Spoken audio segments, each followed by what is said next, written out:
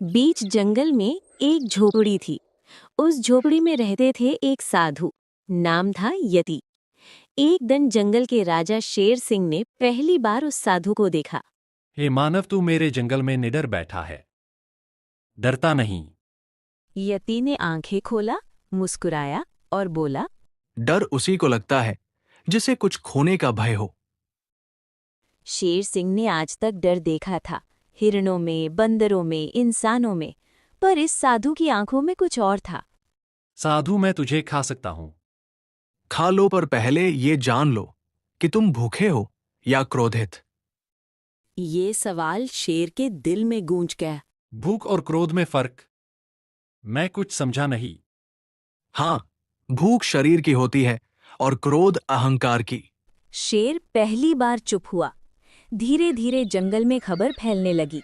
अरे सुनो, एक साधु है जो शेर से डरता नहीं। शायद यह कोई मायावी है जो एक शेर से भी नहीं डरता। अरे भाई, मुझे तो यह बहुत बड़ा धोखेबाज लगता है। पर शेर रोज आता, चुपचाप बैठता और बिना किसी शिकार के लौट जाता। एक दिन शेर ने साधु से पूछा, तू साधु क्यों बना? तुझ में ऐसी क्या खास बात है जो तुझे साधु बनना पड़ा? क्योंकि मैं इंसान था इसलिए साधु बना। इंसान तो अब भी है, अब कौन सा भगवान बन गया? नहीं, इंसान शरीर नहीं, इच्छाओं का नाम है, और मुझे अब कोई इच्छा नहीं है। फिर पहली बार साधु ने शेर को अपनी कहानी सुनाई। मैं कभी खूंखार राजा था। मेरे आदेश से सैकड़ों मरे। मैं जीतता रहा और भीतर से हारता रहा। शेर सन्न रह गया। और फिर क्या हुआ? एक दिन मैंने एक निर्दोष को मारा। उसी रात मुझे समझ आया मैं दूसरों का शिकार नहीं कर रहा था, मैं खुद को खा रहा था। फिर मैंने 30 वर्ष की कम आयु में संन्यास ले लिया। मैं भी जानवरों को मारता हूं। क्या मैं भी दोषी हूं? तू तो अपने पेट, अपनी भूख के लिए मारता है, पर तू मजा लेकर नहीं मारता।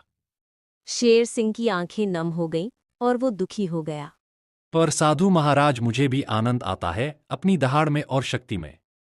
वही आनंद एक दिन तुझे अकेला कर देगा, जैसे मैं अकेला हुआ हूं। एक दिन जंगल में अफरा तफरी मच गई।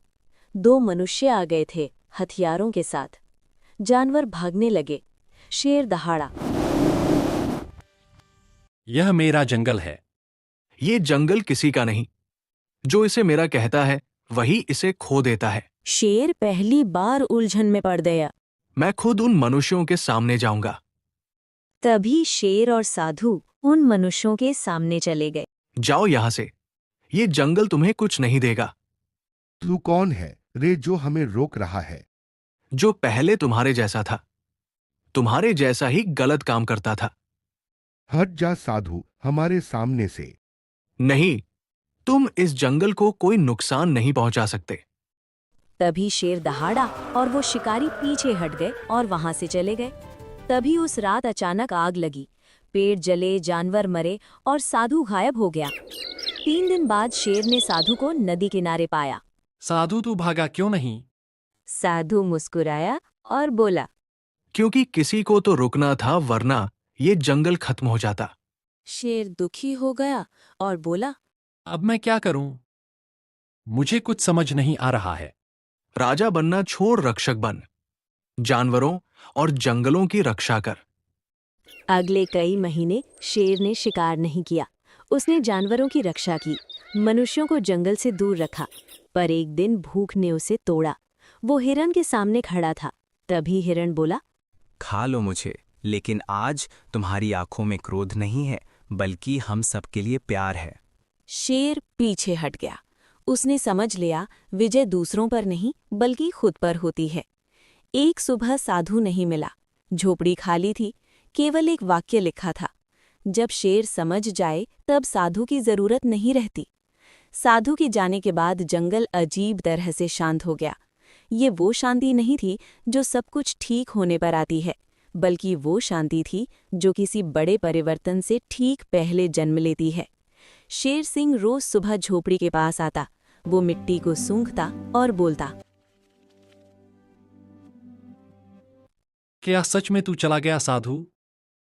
एक एक दिन बंदर बोला, महाराज साधु चला गया है, अब जंगल फिर आपका है। नहीं, यह जंगल मेरा नहीं है। अब यह जंगल हम सबका है और मैं इस जंगल का रक्षक हूँ। ये बात सुनकर सब चुप हो गए। एक शाम हवा में अजीब गंध थी, एक खूंखार दहाड़ जो लालच की थी, मानो जंगल में राज करने की चाह हो। तभी लोमड़ी भागती हुई आई। राजन, जंगल में इंसानों से भी भयानक कुछ आ रहा है। क्या इंसानों से भी भयानक ऐसी क्या चीज है? राजन, एक और शेर जंगल में आ गया है, पर वह जंगल का नहीं है। क्या एक और शेर? हाँ राजन, पर वह जंगल का नहीं है। उसका नाम था कालकेश। कालकेश पिंजरे में पला था। मनुष्यों ने उसे लड़ना सिखाया था, दहाड़ना नहीं। अगले दिन जंगल में 2 दहाड़े टकराईं। कालकेश हंसा और बोला, हाँ, तू राजा है। तू तो कमजोर लगता है। शेर सिंह शांत रहा और शांत स्वर में बोला, महाशय, कमजोर वही है जो लड़ाई ढूंढता है। कालकेश की आंखों में आग भड़क उठी। नहीं, मैं लड़ाई से ही जिंदा हूँ। लड़ाई से ही मुझे खाना मिलता है और आज तुझे हराकर इस जंगल का अगला राजा भी मैं ही बनूंगा। लड़ाई शुरू हुई। पेड़ टूटे, धरती कांपी, पर शेर सिंह ने पूरा बल नहीं लगाया। फिर भी कालकेश हार गया।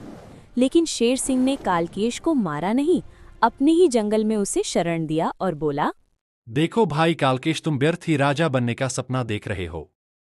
इस जंगल में कोई राजा नहीं है और न कोई प्रजा है। हम सब इस जंगल में रहने वाला जीव है और हम सब इसी जंगल के हैं। इसलिए ये राजा बनने का सपना छोड़ो और हमारे साथ प्यार से रहो। तुम्हें अब और कहीं जाने की जरूरत ही नहीं है। हमारे साथ रहो हंसी खुशी से। कालकेश सब कुछ समझ गया और शेर सिंह से माफी मांगते हुए बोला, शेर सिंह, मुझ ना समझ को माफ करना।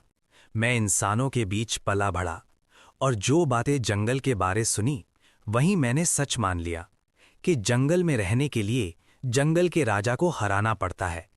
तो मैंने आपको लड़ाई करने के लिए उकसाया, लेकिन आज मैं समझ गया कि पिंजरे का शेर जंगल का राजा कभी नहीं बन सकता।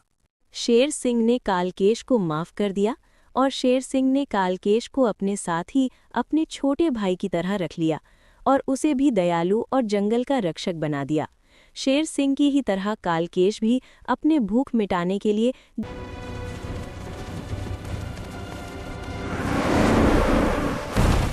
जंगल के बुरे और बीमार जानवरों का ही शिकार करते और जंगल में हंसी खुशी जीवन व्यतीत कर रहे हैं।